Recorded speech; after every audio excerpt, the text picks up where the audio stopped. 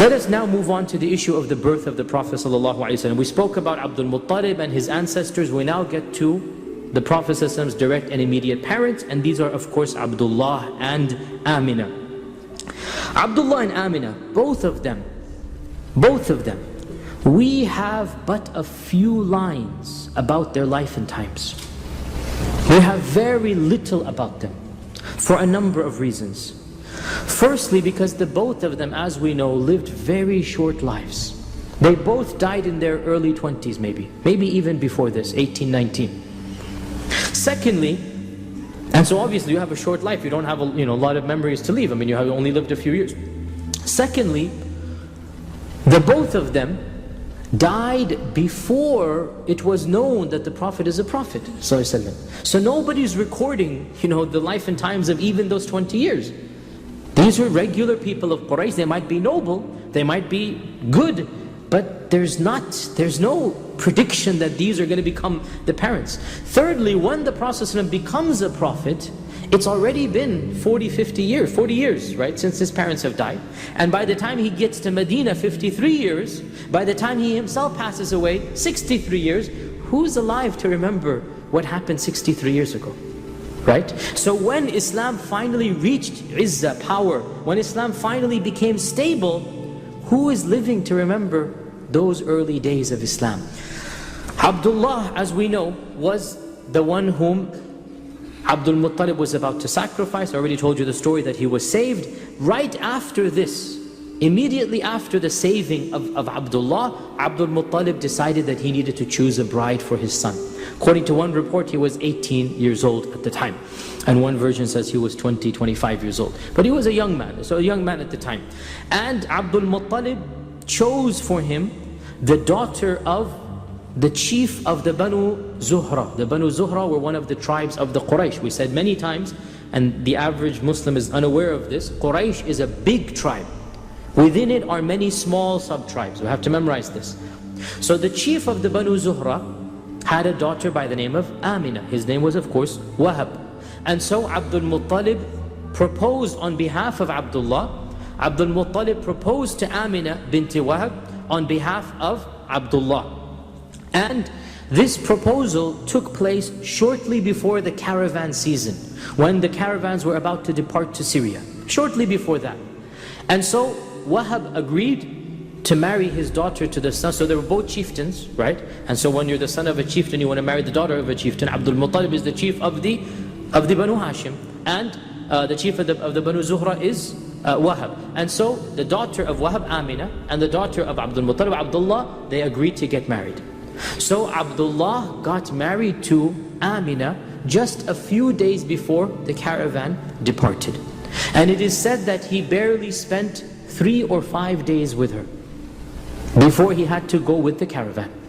He spent barely a week with this new bride of his, and he then departed on the caravan, as you know, never to be seen again. So they had an extremely short marriage, because as soon as they got married, he had to leave for the caravan.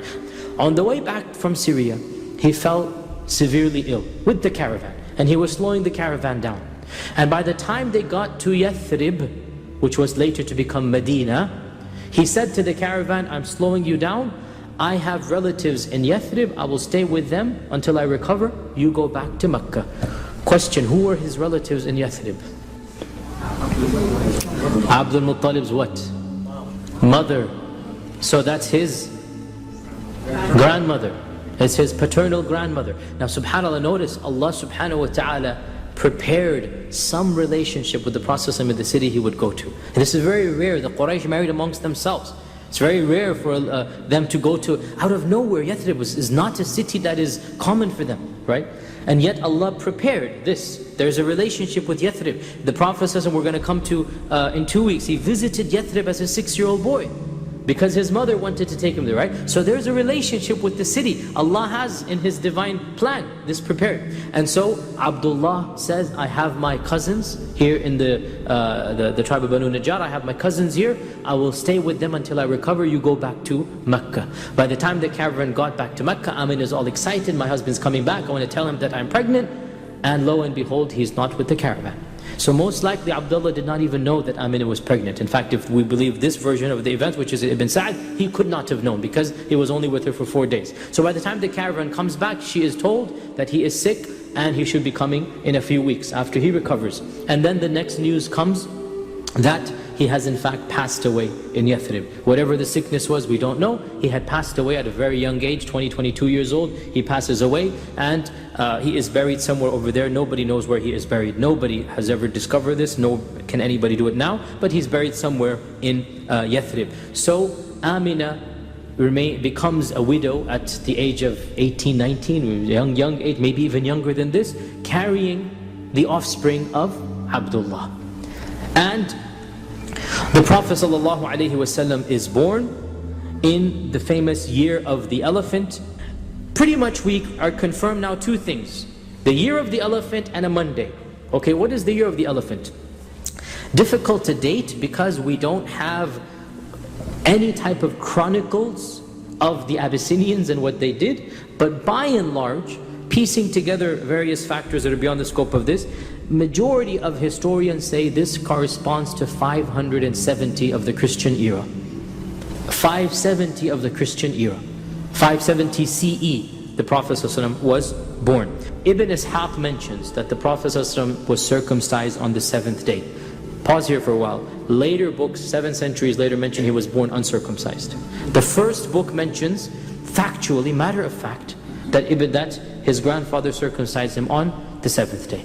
And this is, subhanAllah, there's nothing wrong with this. He is a normal child, born of a normal marriage, a normal birth. And so his grandfather circumcised him on the 7th day, and his grandfather Abdul Muttalib held a feast for him, and his grandfather chose the name Muhammad, which was a unique and unusual name. Some scholars say that this was an unknown name to the Arabs. And one group of scholars says, well, it was known, but it was not common. And this seems to be the stronger opinion, because there are people whose references we have whose name was Muhammad, but it was a very uncommon name, and there was nobody in Mecca by that name. Nobody in Mecca.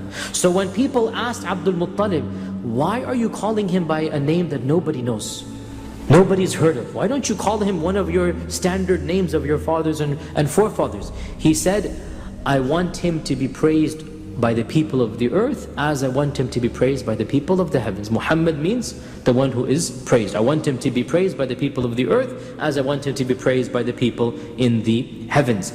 And when the Prophet ﷺ was born, the news spread amongst the Quraysh, and Abu Lahab, who was later to become an enemy, at this time of course he is an uncle, and of course he's always going to remain an uncle, but at this time he is not an enemy. Abu Lahab, who was one of the older uncles, by the way, because remember, there were 10 brothers, and Abu Lahab was born of another mother, no other full brother. Abu Lahab did not have any full brother.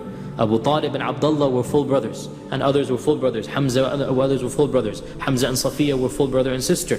Abu Lahab was his own. He didn't have any full. He was much older. So perhaps he felt a type of, I have to care for this offspring, this orphan, my younger brother died and whatnot. Perhaps he felt some sympathy, and so the girl that came running, the slave girl that came running to tell him that your son's brother has been born, or your son's offspring has been born, this girl, as soon as Abu Lahab heard the news, he told her, I set you free. I'm so happy, you're free. It was a slave girl. So he became so happy that just because she came with this good news, he set her free. It shows you he was so happy. And her name was Thuwayba. The first thing that we know of his life after his birth is the fact that his mother gave him to be raised in the desert. Now, this is something that is strange for many of us. Why would a mother give her newborn to be raised away from the house? In fact, this was a custom of the elite of the Quraysh. It was a custom of the nobility of the Quraysh. And they did this for a number of reasons. So this was a status symbol, if you like. It was something that they did as being a part of this tribe. Why did they do it? A number of reasons. First and foremost,